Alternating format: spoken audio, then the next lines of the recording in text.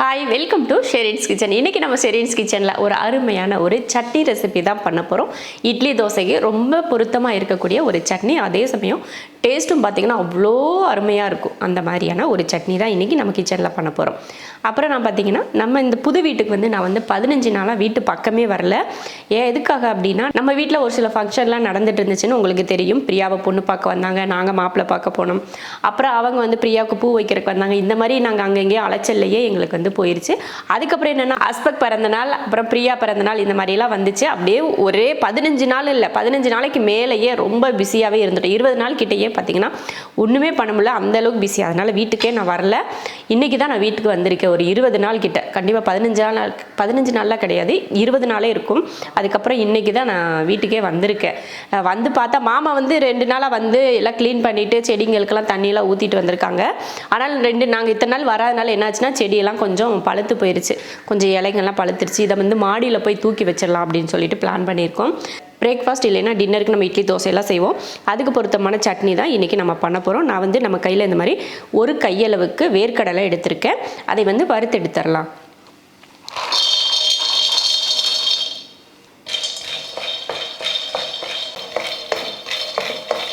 நான் பச்சை கடலை தான், அதனால தான் வறுக்கிறேன். நீங்கள் வறுத்த கடலை இருந்துச்சுன்னா நீங்கள் அப்படியே கூட சட்னிக்கு சேர்த்துக்கலாம். நான் வறுக்காத கடலை அப்படிங்கிறதுனால தான் வறுத்துட்ருக்கேன். ஐயோ, போயிடுச்சு, கீழே விழுந்துருச்சு. சாப்பிட்டு பார்க்கலான்னு பார்த்தேன், அது என்னடா நான் கீழே விழுந்துருச்சு. வேர்க்கடலை வறுக்கிறதுல பார்த்திங்கன்னா நல்லா கடாயில் ஃபுல்லாக எண்ணெயாக தெரியுது. வேர்க்கடலையிலேருந்து வருதா இல்லை கடாயிலேருந்து வருதான்னு தெரியுது. அவ்வளோதான், வறுத்தாச்சு. இப்போ அடுப்பை ஆஃப் பண்ணிக்கலாம். இது ஆறிட்டு இருக்கட்டும். அதுக்குள்ளேயே நம்ம இதுக்கு தேவையான வெங்காயம், வெள்ளை பூண்டெல்லாம் நம்ம உரித்து எடுத்துக்கலாம். சட்னிக்கு நான் சின்ன வெங்காயம் தான் யூஸ் பண்ண போகிறேன். நீங்கள் தேவைன்னா பெரிய வெங்காயம் கூட எடுத்துக்கலாம். நான் சின்ன வெங்காயம் உரிச்சுக்கிறேன். சும்மா நம்ம அதுவும் ஒரு கையளவுக்கு நான் எடுத்து உரிச்சிக்கலாம். வேர்க்கடலையாக வறுத்து எடுத்து வச்சுருக்கேன். அப்புறம் ஒரு தக்காளி, கொஞ்சம் பெரிய தக்காளியாக ஒரு தக்காளி எடுத்துருக்கேன். இப்போ வதக்கிடலாம். ஒரு கடாய் வச்சுட்டு அதில் எண்ணெய் ஊற்றிடலாம். சும்மா ஒரு ஸ்பூன் அளவுக்கு இந்த வெங்காயம் தக்காளியெல்லாம் வதங்கிறதுக்காக மட்டும்தான். இந்த மாதிரி ஒரு கையளவுக்கு சின்ன வெங்காயம் முழுசாகவே சேர்த்துக்கிறேன். அடுத்து ஒரு 5 போல் பூண்டு, இதை வதக்கிடுவோம்.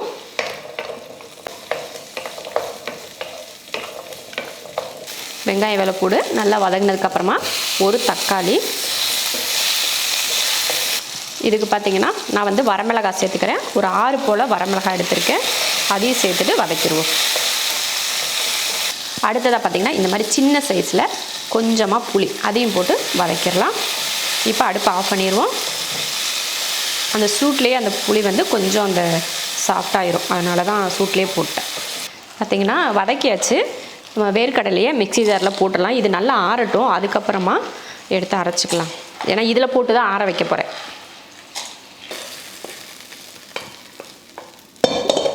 ஏன்னா கடாயோடு வச்சோம்னா ரொம்ப சூடாக இருக்கும், சீக்கிரம் ஆறாது. அதனால் ஒரு பாத்திரத்தில் மாற்றிட்டோம்னா, தட்டில் எதுனா மாற்றி வச்சிட்டோம்னா சீக்கிரமாக ஆறிடும். அதுக்காக தான் மாற்றிருக்கேன்.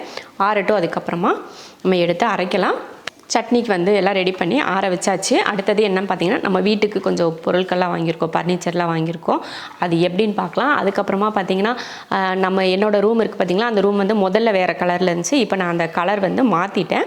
இப்போ நம்ம அதை பார்க்கலாம், என்ன கலர் மாற்றிருக்கேன் அப்படின்றத வாங்க பார்க்கலாம். இப்போ பார்த்திங்கன்னா வந்தாச்சு. இந்த ரூமில் பார்த்திங்கன்னா நாங்கள் கட்டில் வாங்கி போட்டிருக்கோம். இது பெரிய கிங் சைஸ் இந்த கட்டில் வாங்கினோம்.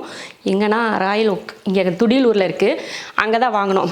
அது கட்டில் பெட்டு ரெண்டுமே சேர்த்து அங்கே தான் வாங்கினோம். நான் கட்டில் வாங்குறப்ப என்னென்னு பார்த்தீங்கன்னா, ஸ்டோரேஜ் இருக்கிற மாதிரி தான் பார்த்து வாங்கினேன். எதுக்காகனா, நம்ம வீட்டில் நிறைய பெட்ஷீட்டு, தலகாணி, அப்புறமா கம்பளி, பாய் இதெல்லாம் நிறைய இருக்கும். ஏன்னா கெஸ்ட்டுங்க யாருனா வந்தால் எக்ஸ்ட்ரா பாய்ங்கள்லாம் வச்சுருப்போம், தலகாணிலாம் வச்சுருப்போம். அதெல்லாம் செல்ஃபுங்களை அடுக்கி வைக்கிறதுக்கு நம்ம இதுக்குள்ளே வச்சுக்கலாம். ரொம்ப அதிகமாக யூஸ் பண்ணாத பொருளெல்லாம் நம்ம இதுக்குள்ளே வச்சுக்கணும் அப்படின்றதுக்காக தான் இந்த மாதிரி நான் வாங்கினேன். எனக்கு தூக்கல. இந்த மாதிரி ஸ்டோரேஜ் பார்த்திங்கன்னா நல்லா பெருசாகவே இருக்குது. 3 இருக்குது, சின்னதாக 2 பக்கமும், அப்புறமா நடுவில் பார்த்திங்கன்னா நல்லா பெருசாக கொடுத்துருக்காங்க. அந்த மாதிரி எல்லாம் இருக்குது. இதே மாதிரி அந்த பக்கமும் இருக்குது.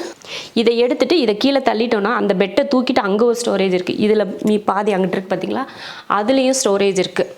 கட்டிலோட செட்டாக பார்த்தீங்கன்னா இங்கே ஒரு பக்கத்தில் சைடு டேபிள் ஒன்று வந்திருக்கு. இதுக்கு இது வந்து தனியாக வாங்கினோம், 4000 ரூபாய் இது. இந்த கட்டில், இந்த பெட்டு, அதுக்கப்புறமா பார்த்தீங்கன்னா அந்த சைடு டேபிள் எல்லாமே சேர்த்து பார்த்தீங்கன்னா 60,000 கிட்ட வந்துச்சு. நம்ம வீட்டில் முன்னாடியே 2 கட்டில் இருக்குது, மரக்கட்டில் இருக்குது.